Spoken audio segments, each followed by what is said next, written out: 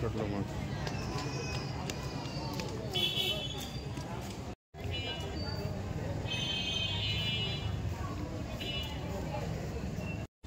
Shot long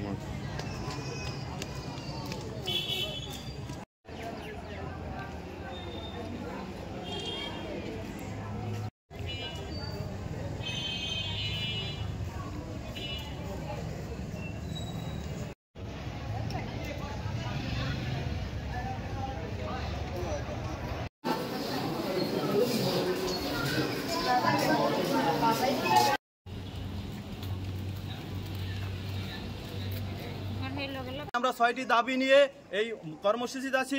দাবি ৬টি আছে নিয়োগ বিধি সংশোধন, শিক্ষাগত যোগ্যতা, স্নাতক বা সমমান সংশোধন, তারপর টেকনিক্যাল পদমর্যাদা, আমাদের পর্যায়ক্রমে ১৪, ১৩, ১২ গ্রেডে উন্নীতকরণ, তারপরে হচ্ছে ইন সার্ভিস ডিপ্লোমা প্রশিক্ষণের মাধ্যমে ১১তম গ্রেডে উন্নীতকরণ, তারপর আছে টেকনিক্যাল পদমর্যাদা, পদোন্নতির ক্ষেত্রে পরবর্তী উচ্চতর গ্রেডে আমাদেরকে আসীন করা।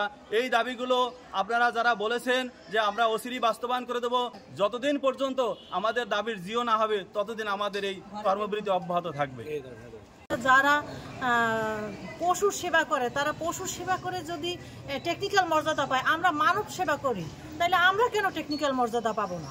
এটা আমাদের মানে প্রাণের দাবি, আমাদের মনের দাবি, এবং আমরা এই দাবি না নিয়ে ঘরে ফিরবো না।